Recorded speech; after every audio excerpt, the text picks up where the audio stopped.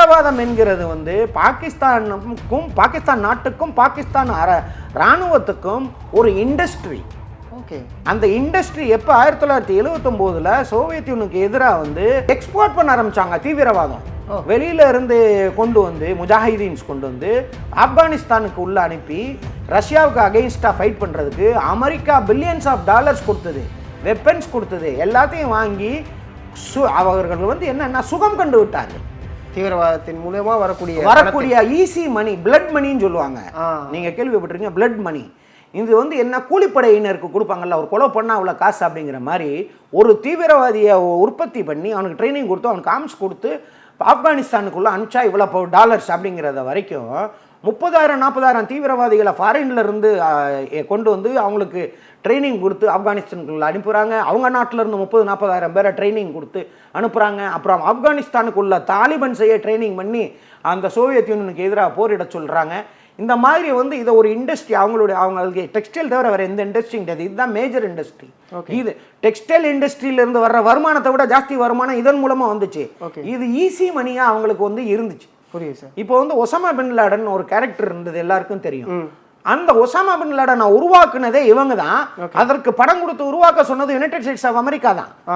அந்த Osama bin லாடனை உருவாக்குனதும் அவன் வந்து அவனுடைய தீவிரவாத செயல்களுக்கும் அமெரிக்கா மற்றும் மேற்கட்டு நாடுகள் வந்து பில்லியன்ஸ் ஆஃப் டாலர்ஸ் வந்து பாகிஸ்தானுக்கு கொடுத்தாங்க. கடைசியில் அதே ஒசாமா பின் லாடனை அழிக்கிறதுக்கும் பில்லியன்ஸ் ஆஃப் டாலர்ஸ் பாகிஸ்தான் பெற்றுக்கொண்டு அவனை காட்டி கொடுத்தது. ஆமாம், இது வந்து அவங்களுக்கு ஒரு பிஸ்னஸ். புரியுது. இப்படி இருக்கிற காலகட்டத்தில் அவங்க வந்து மரபு, கொள்கை, கோட்பாடு, பொதுமக்கள் அப்படின்னு எதையுமே பார்க்க போகிறது கிடையாது. அதனால் அவங்க வந்து டீஎஸ்கலேட் பண்ணுவாங்க, இந்த மாதிரி இதை நிப்பாட்டிடுவாங்க. அவங்களுக்கு ஒரு இது சென்ஸ் வரும், சென்சிபிளாக வருவாங்க அப்படின்னு நினச்சா தவறு. இது இப்போ வந்து நம்ம வந்து அவங்க ப்ரொப்போர்ஷனேட்லி அப்படிங்கிற மாதிரி அவன் 4 மிசைல்னா நான் 4 மிசைல் ஃபயர் பண்ணுவேன் அப்படின்ற கொள்கை, அந்த டிட்டரன்ஸுங்கிற பாலிசியை வச்சுருந்தா இந்த நிலைமை பல ஆண்டுகள் நீடிக்கும். புரியுது. இது நமது பொருளாதாரத்தை மொத்தமாக காலி செய்துவிடும். மக்கள் வந்து நிம்மதியாக வாழ முடியாது. கண்டிப்பாக, ஏன்னா இப்போவே சரிஞ்சிருச்சு நிறைய. கண்டிப்பாக இந்த நிலைமையை இப்படி விடக்கூடாது. அவன் 4 மிசைல்னா நம்ம 400 மிசைல் போகணும். அப்போ வந்து அந்த 400 மிசைல் என்னன்னா, நான் வந்து எதுக்கு தீவிரவாத இராணுவத்தை மட்டும்தான். இந்த மாதிரி வந்து ஒரு முயற்சி அங்கேருந்து எடுக்கிறதுக்கு கூட வந்து எதுவும் இருக்கக்கூடாது அவங்ககிட்ட. அதனால் இந்த போர் அப்படிங்கிறது, போருன்றது நான் போராக பார்க்கல. நம்ம மீது போர் திணிக்கப்பட்டு விட்டது. ஆமாம் ஆமாம். இப்போ வந்து இந்த போர்ல இருந்து நம்ம பின்வாங்க முடியாது. ஆமாம், பின்வாங்கவும் கூடாது. பாகிஸ்தான் தான் பின் வாங்கிட்டு இருக்கு. அது பாகிஸ்தான் பின் வாங்குறது வந்து இங்க பாருங்க, பாகிஸ்தான் ஒரு ரோக் நாடு. அதாவது பேசுவது ஒன்றாக இருக்கும், செயல் வேறு மாதிரி இருக்கும். ஆமா, ஏன்னா போய் பதுங்கிட்டார் வேற இவரு, எல்லாமே வேற. இப்ப பாத்தீங்கன்னா இன்னைக்கு நைட்டு பாத்தீங்கன்னா திருப்பி அடிப்பாங்க. Okay okay. அவங்களுக்கு வந்து ஒரு கொள்கை, கோட்பாடு, ஒரு மரபு அப்படிங்கிறது எதுவுமே கிடையாது. ஓகே. அந்த நாட்டுக்கு அந்த மாதிரி எந்த ஒரு கலாச்சாரமே இல்லாத ஒரு நாடு அது. புரியுது சார். அப்படி அவங்களுடைய வரலாறை திரும்பி பார்த்தீங்கன்னா, அந்த நாட்டில் இருந்த பிரதம மந்திரி, அந்த நாட்டை ஆண்ட பிரதம மந்திரி யாராவது அந்த நாட்டில் தங்கியிருக்காங்களா? ஒன்று கொல்லப்பட்டிருப்பார்கள், இல்லாட்டினா ஃபாரினுக்கு நாடு கடத்தப்பட்டிருப்பார்கள், இல்லாட்டினா ஜெயிலில் இருப்பாங்க. ஓகே. தீவிரவாதத்துக்கு மட்டுமே துணை போகக்கூடிய ஒரு நாடாக தான் அந்த நாடு. பிரதம மந்திரிக்கு இந்த ஒரு நிலைமைன்னா ஒவ்வொரு தடவையும் இராணுவ ஆட்சி வந்துடும். ஓகே. இப்போ இராணுவ அதிகாரி எல்லா பேர்லையும் எடுத்திங்கன்னா, மூத்த அதிகாரிகள் யாராவது ரிட்டையர் ஆன பிறகு அந்த நாட்டில் தங்கியிருக்காங்களா? தங்க மாட்டாங்க. லண்டன்லேயே அமெரிக்காலேயும் போய் தங்குவான். ஏன்னா அவன் பதவியில் இருக்கும்போது எல்லா கரப்ஷன், எல்லா பணத்தையும் கொண்டு வந்து அங்கே வச்சுட்டு அங்கே போய் நிம்மதியாக வாழ்ந்துக்கிட்டு இருக்கான். அவனுக்கு வந்து இது வந்து ஒரு மீடியம் தான், பணம் சம்பாதிக்கும் மீடியம். ஓகே. அதை நோக்கமாக கொண்டு நமது தேசிய தலைமையும் நம்மளுடைய இராணுவ தலைமையும் ஒரு முடிவெடுத்து கரெக்டாக செய்வாங்கன்னு ஒரு நம்பிக்கை இருக்குது.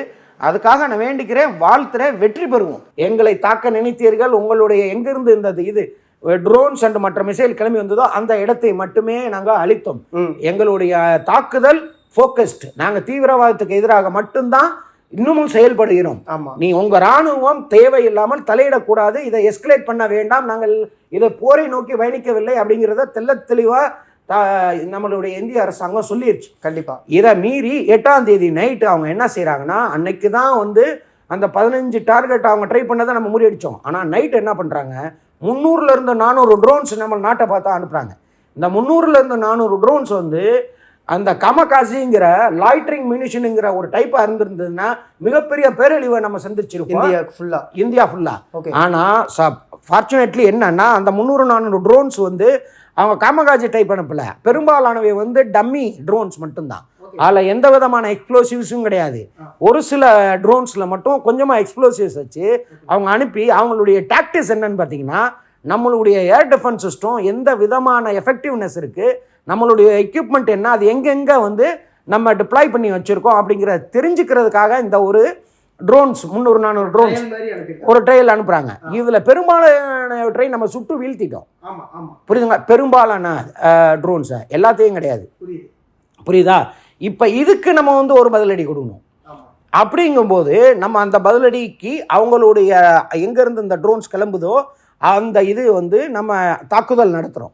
இந்த தாக்குதல் நடத்தும் போது என்ன செய்யறேன்னா, இவங்க ஹெவி ஆர்டி செல்லிங் பண்ணுறாங்க நம்ம மேலே, நம்மளுடைய சிவிலியன் நிலைகள் மீது, நம்மளோட பொதுமக்கள் குடியிருப்பு அந்த நிலைகள் மீது மிகப்பெரிய தாக்குதல் ஆர்டி செல்லிங் நடக்குது. அவங்களெல்லாம் நம்ம ஆல்ரெடி எவாக்குவேட் பண்ணி இருந்தாலும் ஒரு சில கேஷுவாலிட்டிஸ் ஆரம்ப காலங்களில் பொதுமக்கள் கேஷுவாலிட்டிஸ் ரொம்ப ஆயிடுச்சு.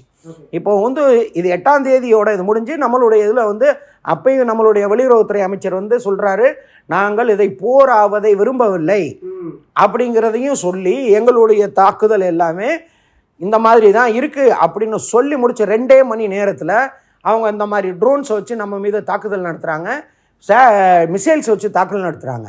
இது வந்து நம்மளுடைய முக்கியமான நகரங்களை நோக்கி, முக்கியமான இராணுவ தளங்களை நோக்கி வரும்போது நம்மளுடைய இறையாண்மையை வந்து அவங்க மதிக்கவே இல்லைன்னு அர்த்தம். அப்படின்னா அவங்க போர் அப்படிங்கிற ஒரு இது விளிம்புக்கு நம்மளை தள்ள பார்க்கிறார்கள். அந்த முயற்சி வந்து அதையும் நம்ம வந்து நம்மளுடைய ரெஸ்ட்ரெயின்ட் டிட்ரன்ஸுங்கிற பாலிசியில் நம்ம வந்து 8ஆம் தேதி நைட்டு வந்து பொறுமையாக வந்து அதை ஹேண்டில் பண்ணோம்.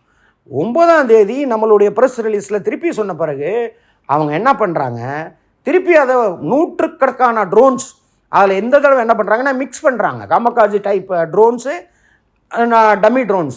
இப்போ டம்மி ட்ரோன்ஸ் என்னென்னு பார்த்தீங்கன்னா, ஒரு ட்ரோன் $100 தான் இருக்கும், $100 கம்மியாக இருக்கும். அந்த ட்ரோனை வந்து லட்சக்கணக்கான ரூபாய் பெருமானம் உள்ள ஒரு மிசைலை வச்சு நம்ம அடிக்கும்போது நம்மளுடைய மிசைல்ஸோட எண்ணிக்கை குறையும். புரியுதா உங்களுக்கு? ஸோ நம்மளை வந்து ஒரு நம்மளுடைய அம்யூனிஷனை வந்து டிப்ளீட் பண்ணுற விதமாக வந்து அவங்க செய்கிறாங்க அப்படின்னு நினச்சிக்கிட்டாங்க. ஆனால் இந்த தடவை என்ன மாற்றம் என்னன்னு பார்த்தீங்கன்னா, நிலையில் என்ன மாற்றம் அப்படின்றத வந்து நம்ம தெளிவாக கவனிக்க வேண்டியது. இவர்கள் நம்ம போர் விரும்பலை, போரை நோக்கி போகக்கூடாது அப்படின்னு நம்ம சொல்லிக்கிட்டு இருக்கிற காலத்தில் இவங்க லாங் ரேஞ்ச் மிசைல்ஸ் யூஸ் பண்ணுறாங்க. லாங் ரேஞ்ச் மிசைல்ஸ் வந்து நம்ம வான்வெளியில் வந்து பல உதம்பூர், அதம்பூர், அவந்திப்புரா, அதாவது முக்கியமான பட்டான்கோட்டு, இந்த மாதிரி முக்கியமான நம்ம ஏர்பேசஸ் வந்து அவங்க எய்ம் பண்ணி மிசைல் தாக்குதல் மற்றும் அந்த ட்ரோன் தாக்குதல் பண்ணுறாங்க. இந்த தாக்குதல் வந்து நம்ம இராணுவத்துக்கு எதிராக அவர்கள் தொடுத்த போராகத்தான் பார்க்க முடியும் ஒன்ஸ் மிசைல். ஏன்னா அவங்களுடைய ஃபைட்டர் ஏர்கிராஃப்ட்ஸ் நமது வான்வெளிக்குள் வந்து அதிலிருந்து மிசைல்ஸ் வச்சு அடிக்கிறோம். வான்வெளி ஊடுருவல் பை ஃபைட்டர் ஏர்கிராஃப்ட்டுங்கிறது நத்திங் பட் வார். இது வார் என்பது முடிவாகிவிட்டது. அது வந்து இன்று காலையில் தெல்ல தெளிவாக நமது நாட்டு வெளியுறவுத்துறை செயலாளரும் ஆர்மியும் வந்து ஒரு ஸ்டேட்மெண்ட் கொடுத்தாங்க. இந்த ஸ்டேட்மெண்ட்டில் அவங்க என்ன சொன்னாங்க, பாகிஸ்தான் இராணுவத்தின் ஃபைட்டர் ஏர்கிராஃப்ட் மூலமாக நமது மீது தாக்குதல் நடத்தப்பட்டது, நாமும் திருப்பி அவர்கள் மேல் அதே மாதிரி ப்ரொப்போர்ஷனேட்லி நம்மளும் அதே மாதிரி லாங் ரேஞ்ச் ப்ரிசிஷன் மூனிஷன்ஸ் வச்சு நம்மளுடைய ஃபைட்டர் ஏர்கிராஃப்ட்லேருந்து அவங்களுடைய இராணுவ நிலைகள் மீது நம்ம வந்து தாக்குதல் நடத்தினோம். அதில் வந்து ஒரு சில ஏர்பேஸஸில் மிக முக்கியமான ரெடார் சிஸ்டத்தை நம்ம இது பண்ணியிருக்கோம், ரன்வேயை வந்து பண்ணியிருக்கோம். அந்த தாக்குதலின் இது வந்து எந்த அளவுக்கு இருக்கும் அப்படிங்கிறத போக தான் தெரியும். அது போஸ்ட் ஸ்ட்ரைக் டேமேஜ் அசஸ்மெண்ட்டில் வரும்.